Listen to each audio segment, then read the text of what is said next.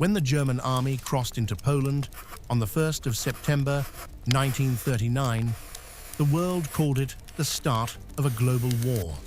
But it began as something smaller, a quarrel between neighbors who had never accepted the map drawn after the last war. Poland had only come back to life in 1918.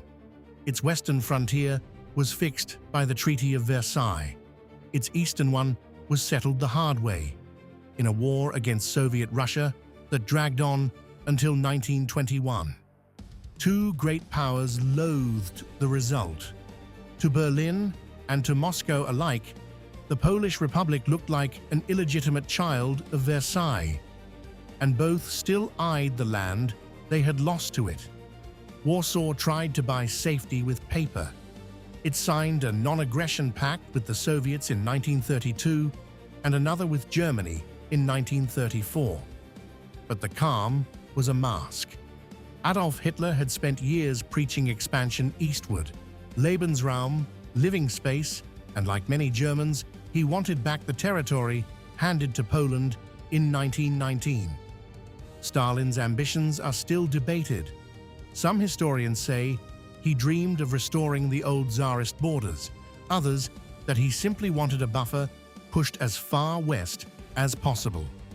Either way, the Soviet state treated Poles as enemies, and during the Great Terror of 1937–38, it singled out ethnic Poles for arrest and execution.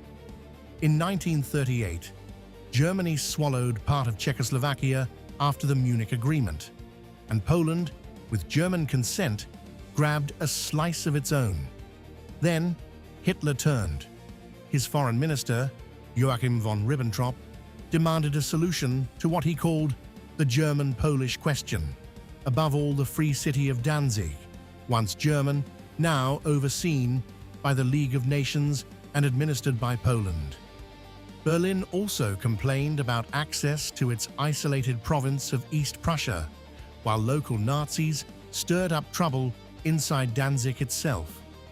Poland's government looked west. France and Britain both promised to stand by Warsaw if Germany attacked. By the summer of 1939, Marshal Edward Reitz-Schmigwy and his countrymen had braced for the worst. They would fight for their independence, they said, even alone, to the last man and woman. Hitler doubted the Western Allies would honor their word, but he had no wish to fight on two fronts. So Germany made an offer to its sworn ideological enemy.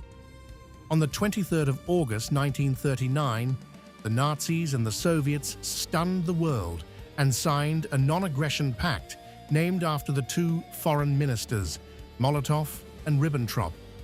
A secret protocol carved Eastern Europe into spheres of influence, Western Poland and Lithuania to Germany, Finland, Estonia, Latvia, Eastern Poland, and Bessarabia to the Soviet Union. The last act before the curtain was a lie. In late August, SS men under Reinhard Heydrich staged a string of false flag raids along the border, most famously dressing in Polish uniforms to seize a radio station at Gleiwitz. They brought along prisoners from a concentration camp, murdered them, dressed them as Poles, and photographed the bodies as evidence of Polish aggression. Most of these crude stunts barely worked. It didn't matter. The script had already been written. There was more to Berlin's grievance than Danzig. The land Germany lost in 1919 included the so-called Polish Corridor, a strip giving Poland access to the Baltic. But cutting the German province of East Prussia off from the rest of the Reich, a humiliation German nationalists never forgave. Nor were the raids limited to the radio station. That same night, SS teams also struck a customs post, a forester's hut, and other border points, scattering bodies dressed as Polish attackers to manufacture proof of aggression that was entirely their own. The invasion was hours away. The German plan was called Case White, and it was a giant pincer. Two armies would push down from East Prussia toward Warsaw. 3 more would drive north and east from the south, with Allied Slovak divisions helping from below. Armored and motorized divisions, covered by the Luftwaffe, would punch through and trap the Polish army west of the Vistula before it could regroup.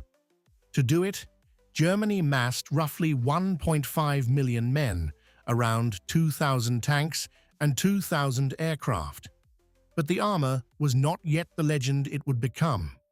Most were light Panzer I and II models, or Czech-built tanks. Only about 300 were the modern Panzer III and IV. Of 50 divisions, just 6 were armored and 4 motorized. The rest still marched behind horses. Against them stood about 1 million Poles, 38 infantry divisions, 1 motorized, 11 cavalry brigades. Their tanks were few and outdated, their anti-tank guns scarce, their air force small and aging. Worse, at the urging of Britain and France, who feared provoking Hitler, Poland had delayed its mobilization. When the blow fell, only about half its units had reached their defensive positions.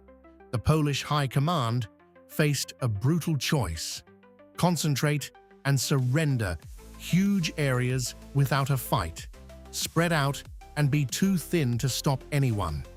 They gambled on an all-round defense, hoping to hold long enough for the French to launch the offensive they had promised, 15 days after France mobilized. On the morning of the 1st of September, Hitler told the world that Poland had fired first and that Germany was merely returning fire. It was a lie, but the guns were already speaking.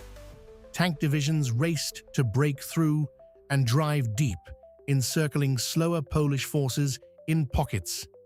Ju-87 Stuka dive bombers screamed down onto positions, supply lines, and command posts. Other bombers struck Polish cities, partly for military reasons, partly to terrorize. Some of the very first shots came from the warship Schleswig-Holstein. It had arrived at Danzig on a so-called friendship visit. Instead, it opened fire on the Polish garrison at Westerplatte. The 180 defenders fought furiously, but they were outnumbered and beyond rescue. After a week, they surrendered. Across the front, the Germans broke through quickly, yet again and again, Polish units fought hard and slowed them down. One clash near Krojanty gave birth to a myth that lives on, that Polish cavalry charged German tanks with lances. What actually happened was that German tanks surprised a unit of Polish lancers moving to attack German infantry and cut them up. An Italian war correspondent dramatized the story, and German propaganda turned it into a tale of doomed Polish fanaticism and German steel. But the deepest shock came not from Poland. On the 3rd of September, true to their word, Britain and France declared war on Germany. Hitler had gambled they would stay out. When the interpreter finished translating the British declaration, the room fell silent. Hitler sat frozen, then turned to Ribbentrop and asked, "What now?" Outside, Hermann Göring is said to have muttered that if they lost this war, heaven help them. For the Poles, the Allied declarations brought a surge of desperate hope. Crowds in Warsaw embraced and cheered, certain that now they would not have to die alone. But the help was an illusion. France had promised a major offensive within 15 days of mobilizing, and it would never seriously come. The Western Allies had chosen a long war, not a quick rescue, and Poland would face the German and soon the Soviet armies essentially by itself.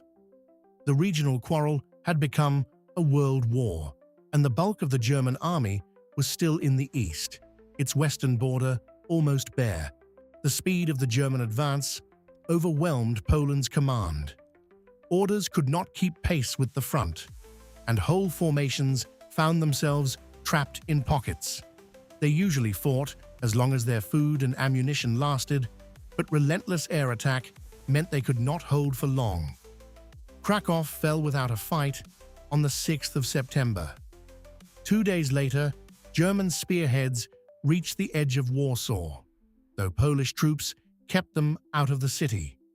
Then came the largest counterattack of the campaign.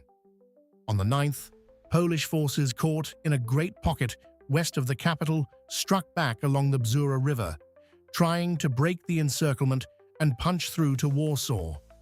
It was the heaviest fighting of the whole war in Poland. The Germans had to pull troops away from the capital, and some Polish units did escape. But German pressure on the ground and ceaseless bombing from the air ground the pocket down in about a week. By the 15th of September, German forces had surrounded Warsaw and demanded its surrender. The Poles refused. Their last hope rested on the French offensive in the west. It never came in force. The French made a small, brief advance and then pulled back behind their fortifications, and then a second blow landed. On the 17th of September, the Soviet Union invaded from the east. Foreign Minister Molotov handed the Polish ambassador a note claiming the Polish state had simply ceased to exist, and that the Red Army was entering to protect kindred Ukrainians and Belarusians left defenseless. The reality that Poland's army and government still existed and were still fighting made no difference. Around 470,000 Soviet troops crossed the border against some 350,000 Poles, many of them unarmed reservists. Some Poles, seeing Soviet uniforms, even hoped the Red Army had come to fight the Germans. It had not. Fighting in the east was limited but real. At Grodno, Polish troops held off Soviet tanks for 2 days with machine guns and petrol bombs. On the 22nd, German and Soviet officers staged a joint victory parade at Brest-Litovsk, complete with arches decorated with swastikas and red stars. London and Paris were appalled by the Soviet move, but they would not risk a second war.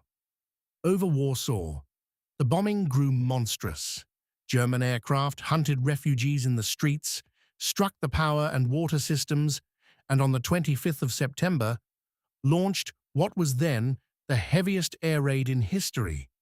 Some 370 aircraft dropping incendiaries to set the city ablaze. The bombing killed roughly 40,000 of Warsaw's people. The mayor, Stefan Starzyński, broadcast desperate appeals, then bitter ones, demanding not help any longer, but that the world remember, Warsaw is fighting. It could not last. Water shortages, the threat of disease, and a hopeless military situation forced the capital to surrender on the 28th of September. Modlin Fortress gave up soon after. The last pocket at Koch held out until the 6th of October. Between 80,000 and 200,000 Polish soldiers escaped to neutral countries to fight again. The campaign cost Germany about 15,000 dead and nearly 10% of its tanks. Polish losses were far heavier. Tens of thousands of soldiers killed, hundreds of thousands taken prisoner by the Germans and Soviets, and as many as 200,000 civilians dead.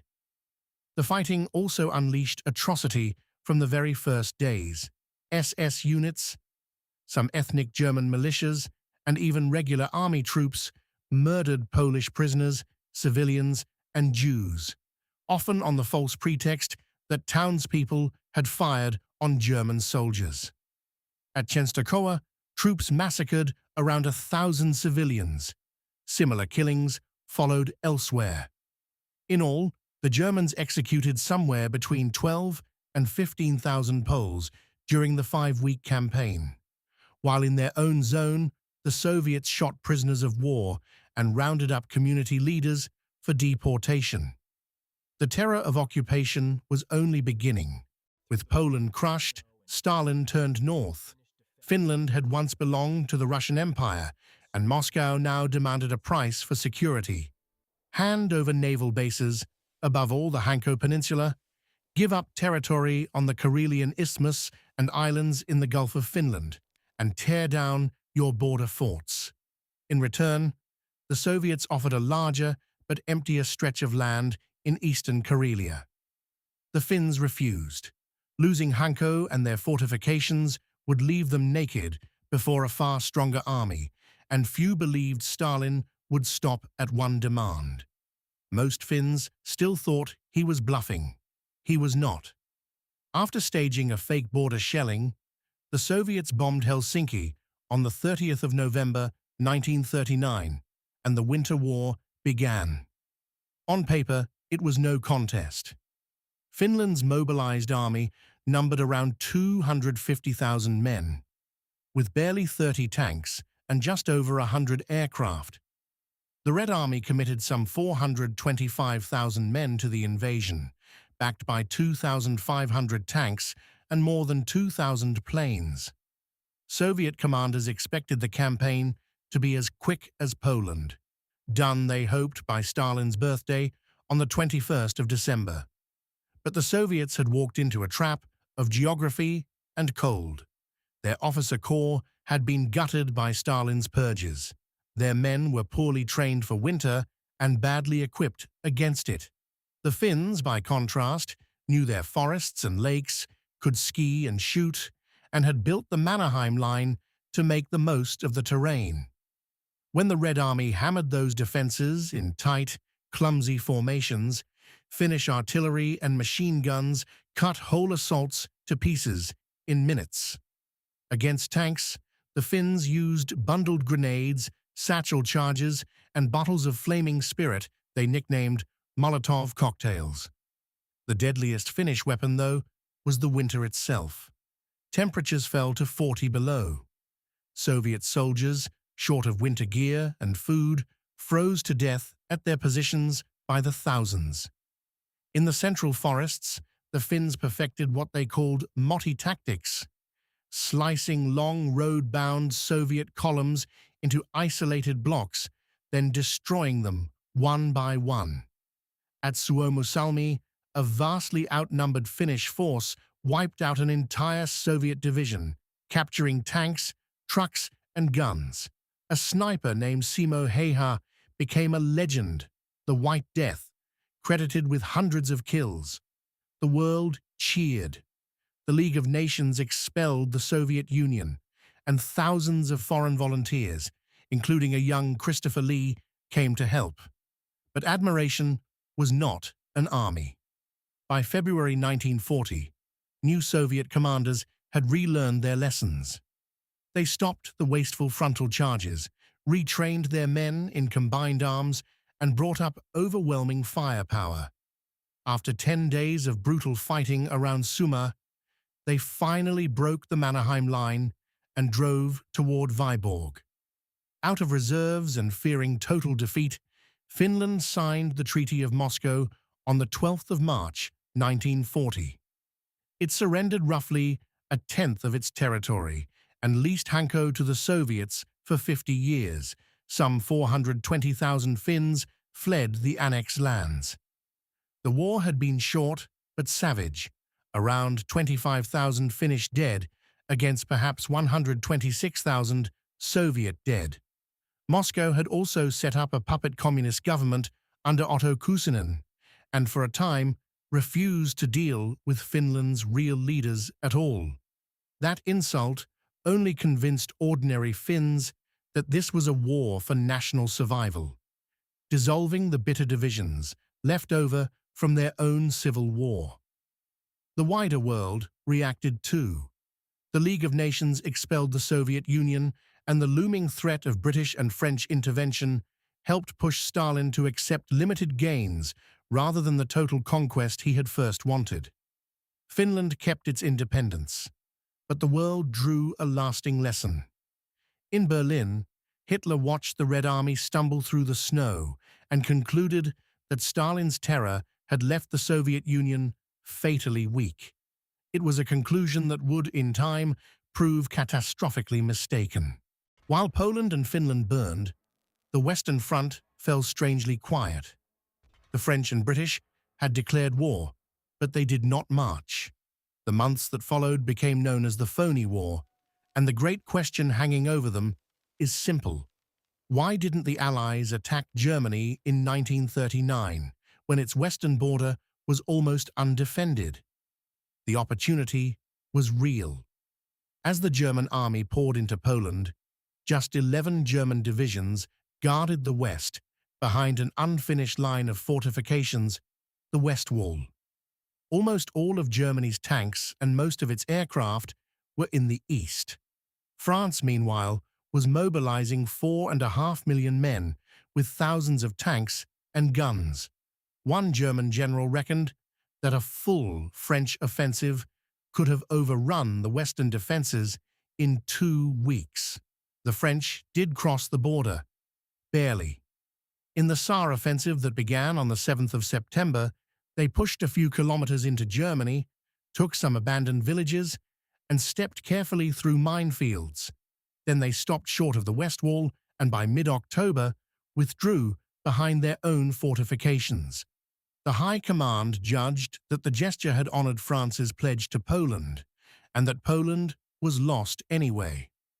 After the war, German commanders admitted their astonishment that France let such a chance slip. So why the hesitation? The Allies were not planning a war of swift movement. They were planning a long war of attrition, just as in 1914. They believed time was on their side, that their empires, their access to American industry, and a naval blockade of Germany would slowly grind the enemy down. Better, they thought, to mobilize fully over years than to gamble everything on an early offensive. At the heart of this thinking sat the cult of the defensive and the Maginot Line. Built through the 1930s at colossal cost, this chain of deep, heavily armed forts ran along the Franco-German border, a monument to the idea that the defender always holds the advantage. France had bled far worse than Britain in the last war, and its low birth rate meant fewer young men to lose. As one French marshal put it, France would be lavish with steel, stingy with blood. But the Maginot Line had a fatal gap. It did not cover the border with Belgium, too expensive, the ground too wet, and Belgium, clinging to strict neutrality, refused to coordinate any defense with the Allies. If the Germans came through Belgium, as they had in 1914, France would be exposed. This was the great weakness the Allies could see but could not fix. So both sides settled into an eerie waiting game through a long, bitter winter. There were artillery duels and patrols, German loudspeakers blaring propaganda across the Rhine, and leaflets fluttering down instead of bombs, for neither side yet dared a mass bombing campaign against cities. But inactivity rotted morale. Cold, drink, disease, and boredom ate at the French army. The philosopher Jean-Paul Sartre, serving at the front, called it a ghost war, a war he could not even feel. Behind the calm, the storm was building. Hitler wanted to strike west as early as November 1939, but bad weather, his nervous generals, and a plane crash that exposed an early plan forced delay after delay, 29 in all.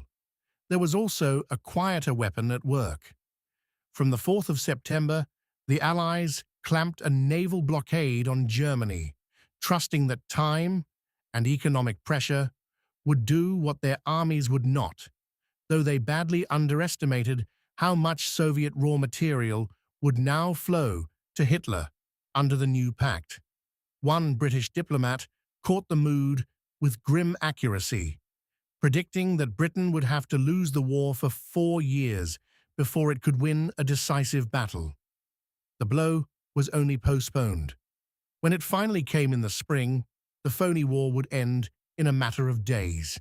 Barely half an hour after Britain declared war, Berlin signaled its U-boat fleet, open hostilities against England at once. Britain was an island that imported almost all its oil and half its food. Strangle the sea lanes, and you strangle the war. But Germany had only a few dozen operational submarines, most of them small. The Royal Navy, by contrast, was larger, more experienced, and this time it introduced the convoy system from the very first day. The killing began immediately. On the 3rd of September, a U-boat torpedoed the liner Athenia, bound for Canada, in an apparent case of mistaken identity. On the 17th, a submarine sank the carrier HMS Courageous. Then, on the night of the 14th of October, Günther Prien took U-47 right into the Royal Navy's home base at Scapa Flow, slipping through a gap in the defences, and sank the battleship Royal Oak at anchor. 786 men died. It was a stunning blow to British prestige. Germany lost prizes too. The pocket battleship Graf Spee went raiding in the South Atlantic, sinking 9 merchant ships until a British squadron cornered her off the River Plate. Damaged and trapped in Montevideo, her crew scuttled her in December. By the end of 1939, Britain had lost shipping, but its convoys held. Of nearly 6,000 ships sailed in convoy that year, submarines sank only 4. Then, attention swung north, to Norway. Germany imported vast amounts of iron ore through the Norwegian port of Narvik, and Britain wanted to choke off that supply. After the British boarded a German ship, the Altmark, in Norwegian waters to free prisoners, both sides feared the other would seize the neutral country. Hitler struck first. On the 9th of April 1940, Operation Weserübung opened with simultaneous invasions of Denmark and Norway. Denmark surrendered within hours. Norway fought. In the Oslofjord, the old fortress of Oscarsborg opened fire in the dark on the heavy cruiser Blücher, packed with troops and headquarters staff. Its guns and torpedoes tore the warship apart and sent her to the bottom, and that delay bought just enough time for the king, the government, and Norway's gold reserves to escape capture. Elsewhere, German forces seized the major ports against light resistance, while a fascist named Vidkun Quisling tried to declare himself head of a new government, a name that would become a byword for traitor. At Narvik, far in the north, the sea battles were ferocious. British destroyers attacked the German invasion fleet in the fjords, and over 2 engagements, the Royal Navy, led by the battleship HMS Warspite, hunted down and destroyed all 10 German destroyers trapped there. The Allies even landed troops, and by late May, finally took Narvik, only to evacuate it days later as France collapsed behind them. King Haakon and his government left with them. Norway was a German victory, but an expensive one. The campaign gutted the German surface fleet, the cruiser Blücher, 10 destroyers, U-boats, and more, crippling the Navy for the rest of the war. It secured the iron ore route and new naval bases, and it added to the growing image of German invincibility. The numbers behind Norway told their own story. Germany imported some 22 million tons of iron ore in 1939, much of it routed through Narvik in winter, and Britain rightly saw that lifeline as a strategic weakness. The cost of seizing it was steep. On top of the Blücher and the 10 destroyers, the Kriegsmarine lost 2 light cruisers and several U-boats, while a string of its heavy ships needed long months of repair. The German surface fleet emerged from Norway badly weakened, a fact that would matter enormously later, because that price would come due soon, when Hitler dreamed of crossing a far narrower stretch of water, the English Channel.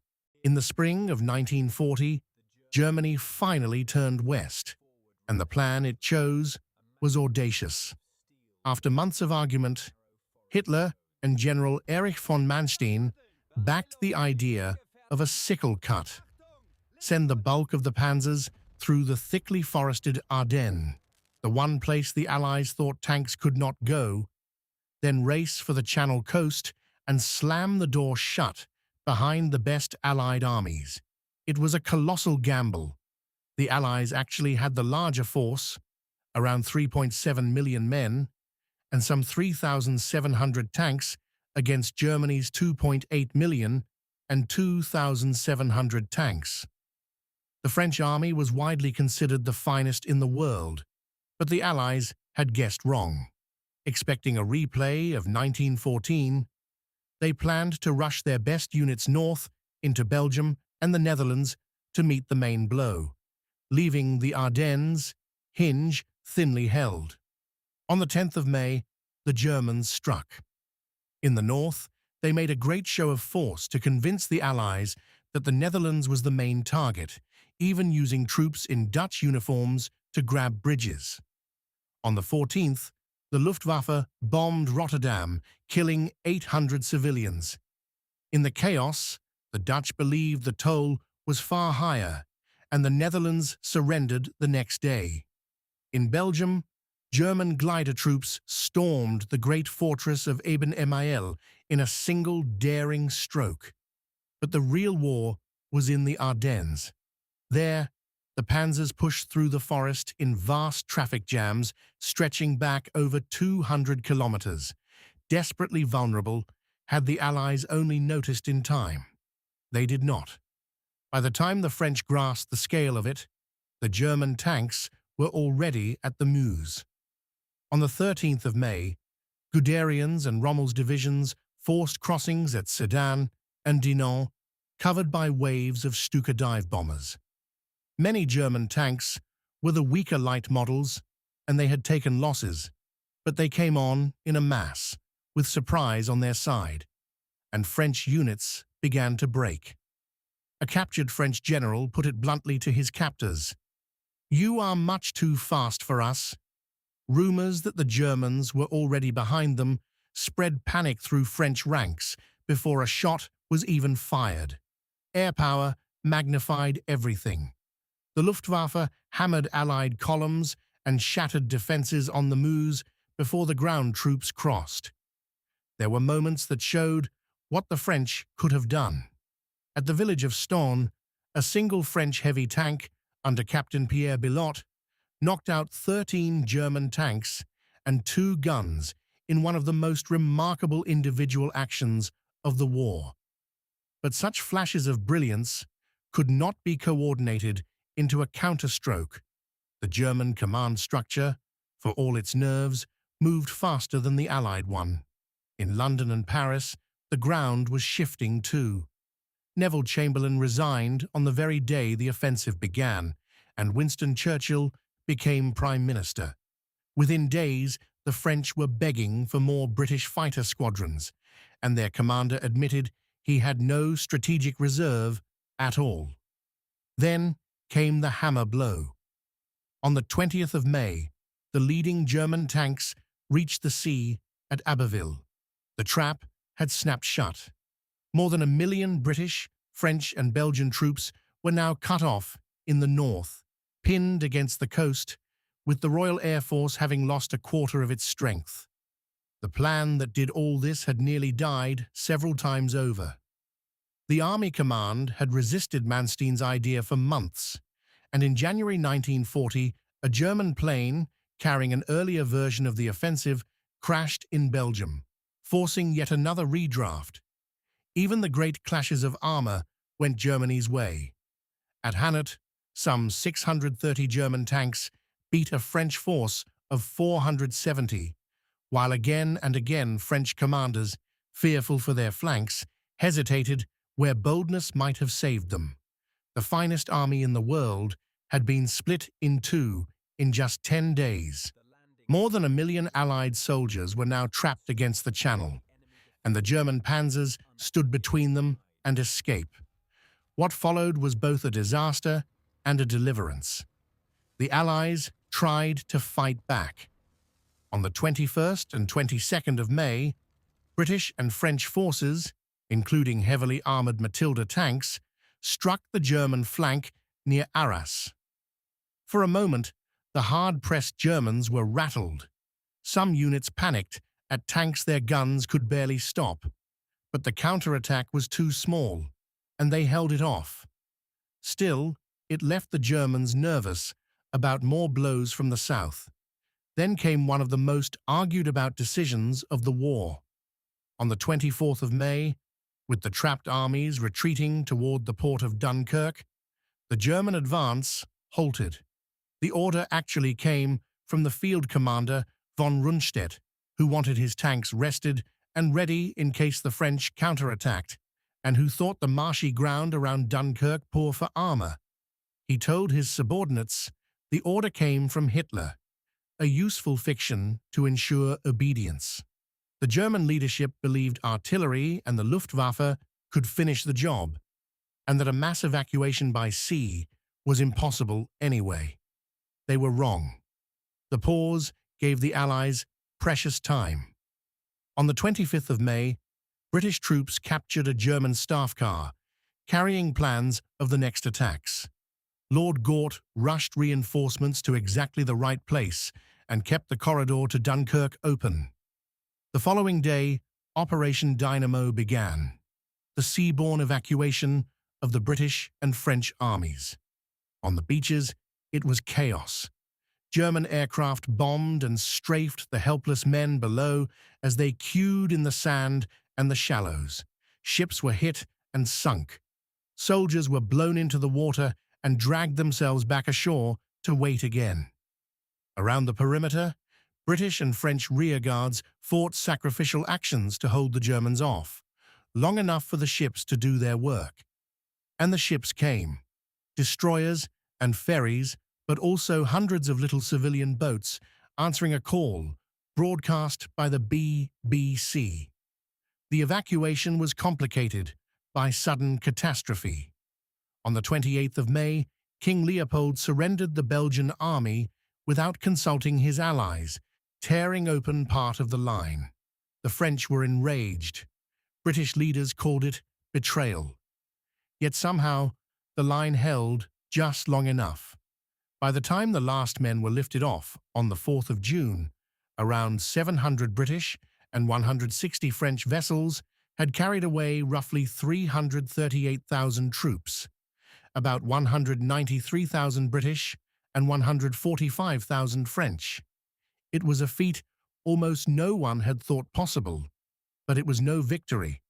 The army had escaped largely without its heavy weapons.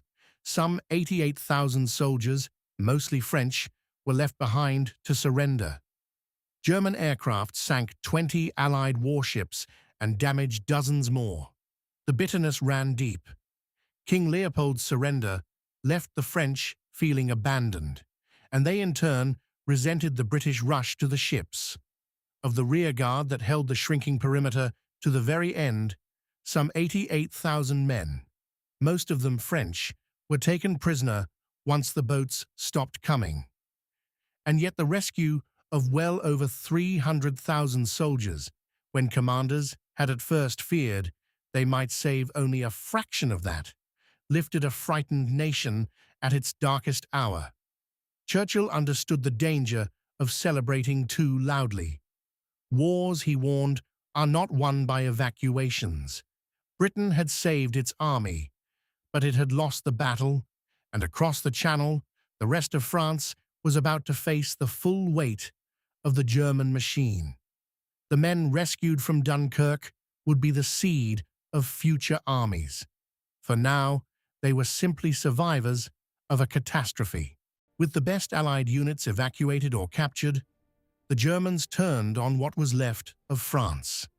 On the 5th of June, they launched Case Red, racing to cross the Somme and the Aisne and break the French army before it could reorganize. The new French commander, General Weygand, called on his men to hold their ground to the death and introduced a new defensive idea, the hedgehog. French troops fortified villages and woods for all-round defense, hoping to let German tanks pass through while infantry held firm behind them. At first, it worked. German commanders complained that the French had become hard and tough, that the panzers drove on, but their own infantry could not break the fortified villages behind.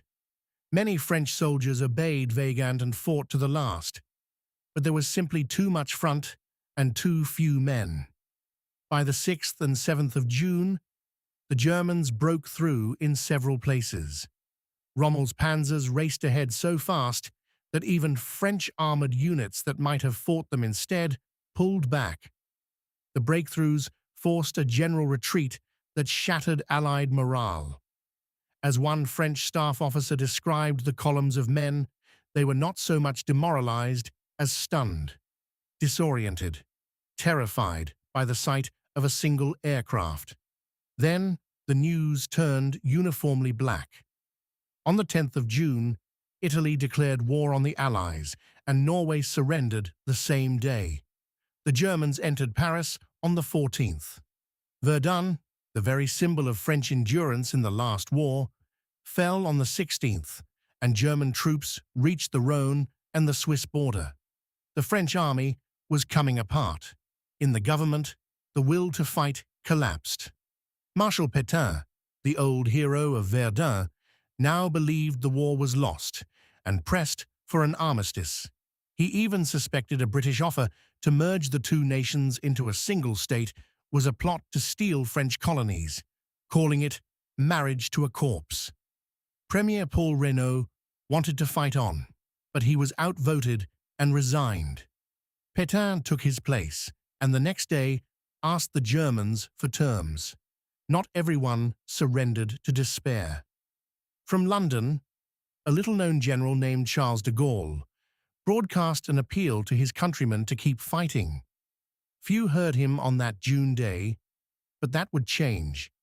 There was one last, almost absurd, act.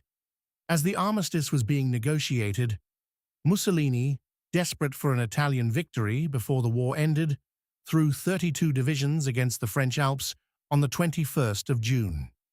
Just 6 French divisions held them in the mountains.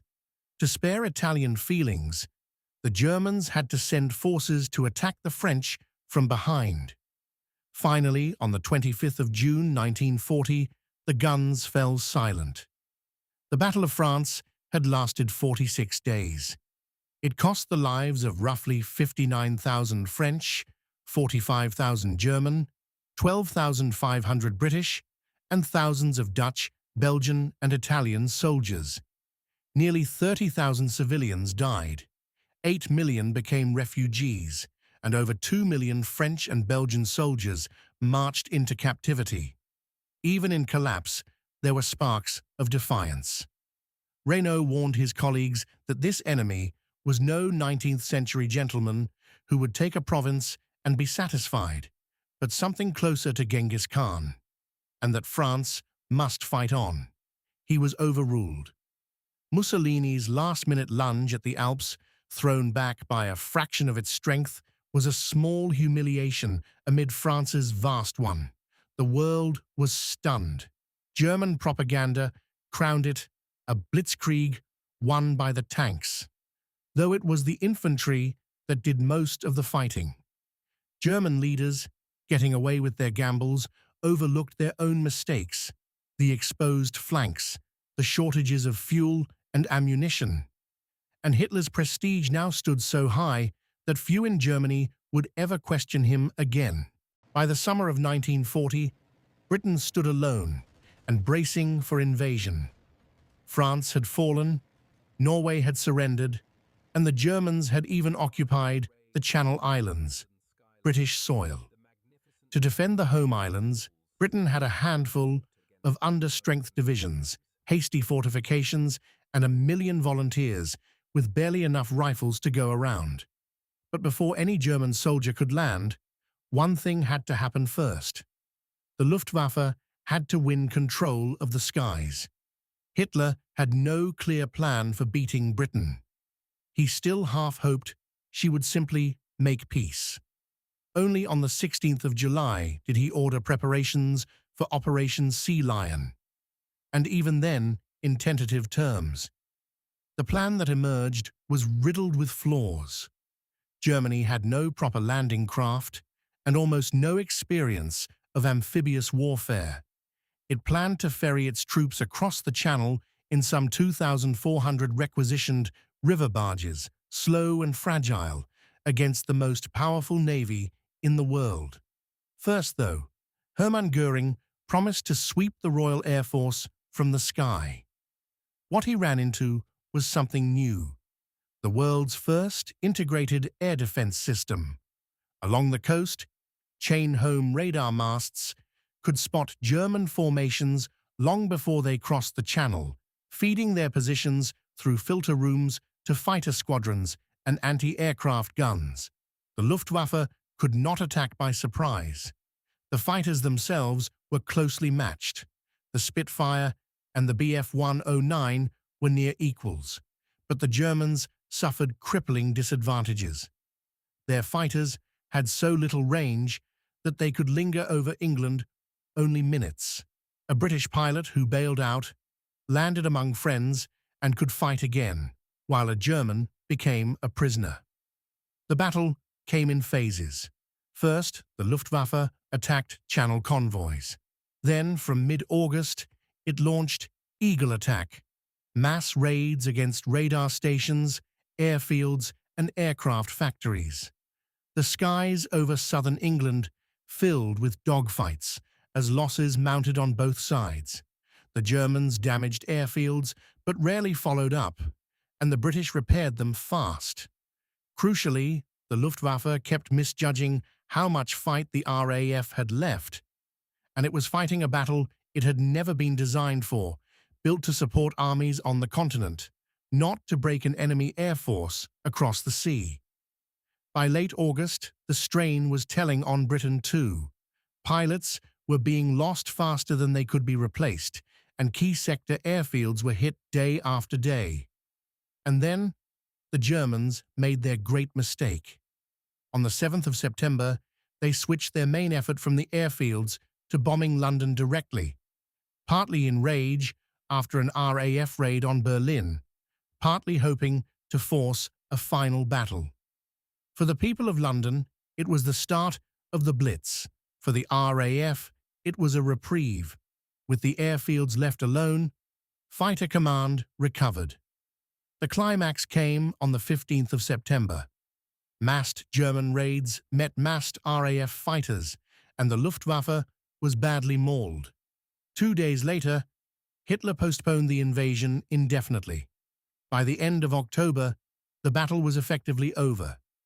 It had cost the RAF some 449 pilots killed.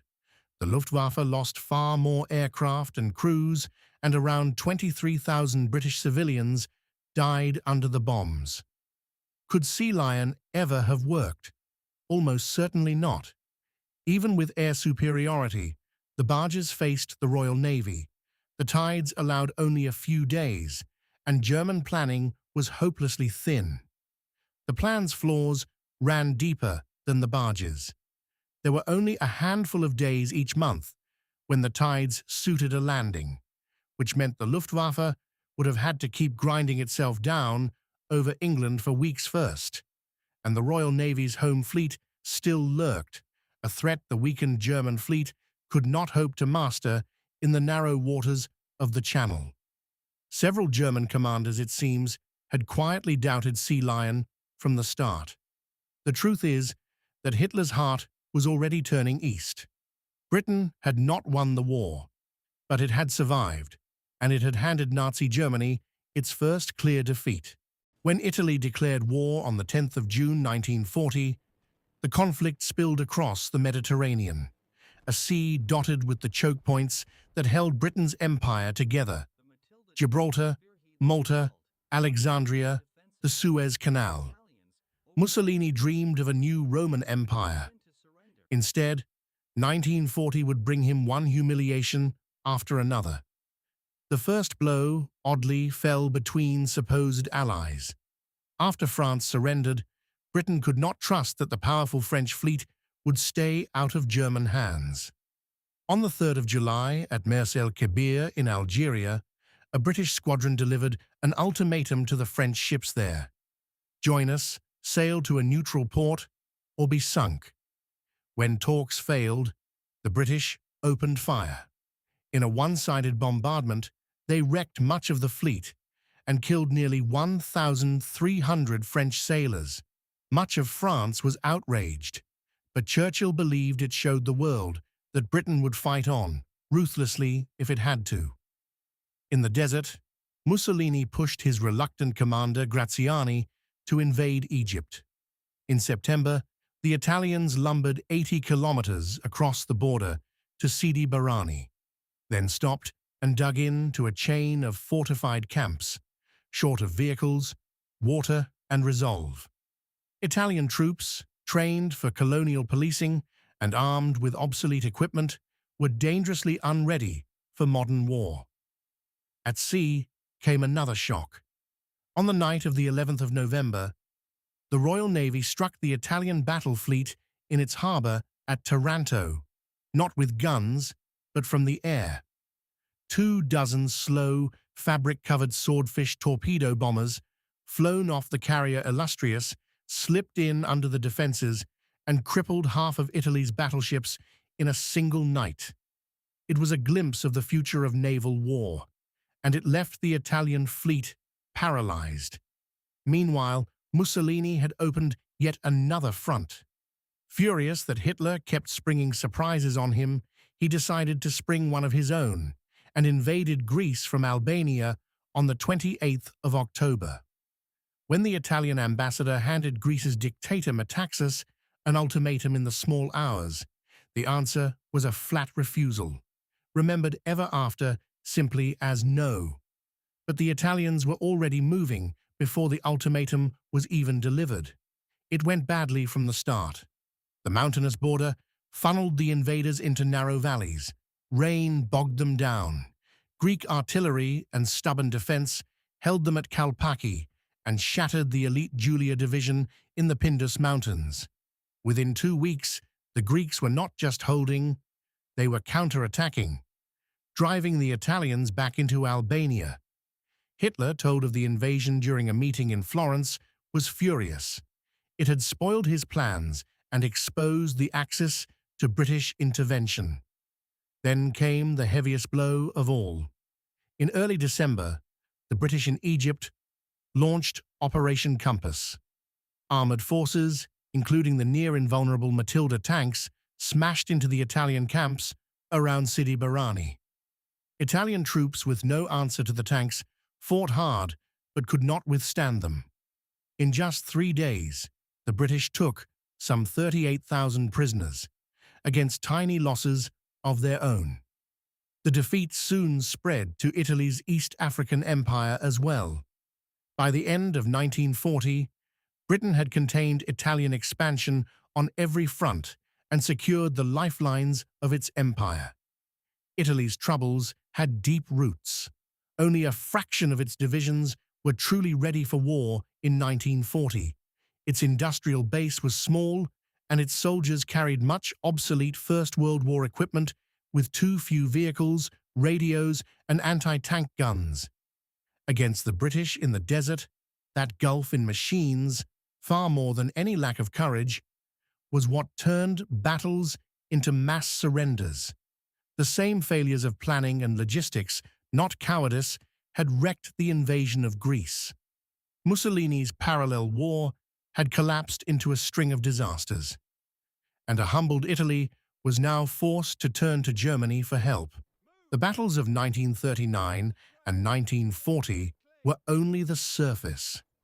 Beneath them, millions of people now lived under foreign occupation, and the nature of that occupation revealed what the war was truly about.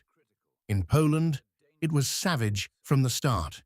The Germans deported Poles from the annexed regions, handed their property to ethnic Germans, and set out to destroy the nation's leadership. Through Operation Tannenberg, execution squads murdered tens of thousands of Polish elites, teachers, priests, officers, officials, in the first months alone.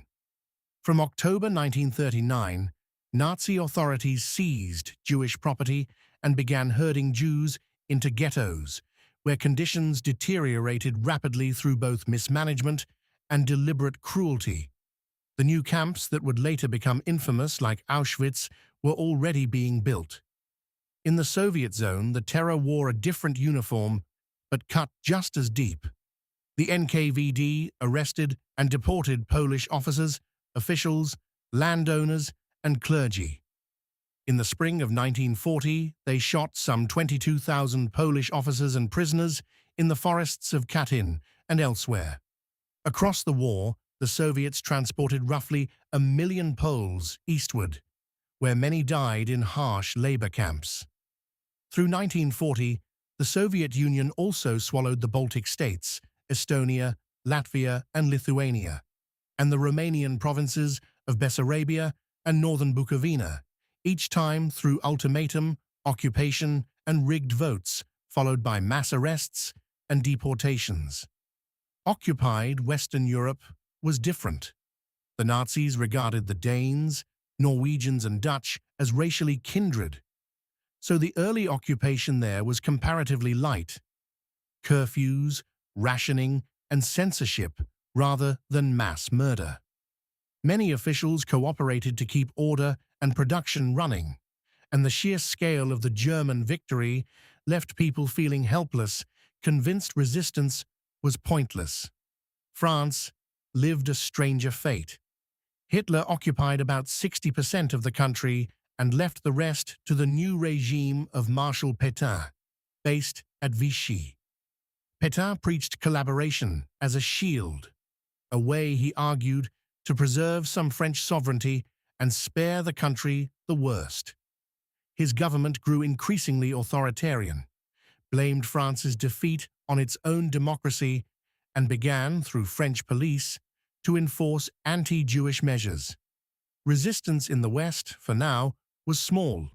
Leaflets, underground papers, scattered protest. That would change as German demands grew heavier. So how should we judge these first 16 months? On the surface, they were a triumph for Germany. Now the master of the European continent, with the industry and manpower of conquered nations at its disposal. The fall of France, which some of Hitler's own generals had dreaded, cemented an image of an undefeatable Reich. And yet by December 1940, Germany faced a strategic dead end. It had beaten France, but could not beat Britain, which had rallied its vast empire and refused to quit. None of Germany's options against the British, invasion, U-boats, bombing, an alliance with Spain, fit comfortably with its army-centered way of war. Drawn into a long war of attrition against the British Empire and its growing partnership with the United States, Germany was, arguably, already on the road to ruin. Instead of solving the problem in front of him, Hitler turned away from it. By December, he had decided on the one campaign his generals could actually plan: the invasion of the Soviet Union. The man who had warned so often about the danger of a two-front war was about to create one. Unlike the cautious, hedging language of the Sea Lion Directive, his order against the Soviet Union was blunt and confident.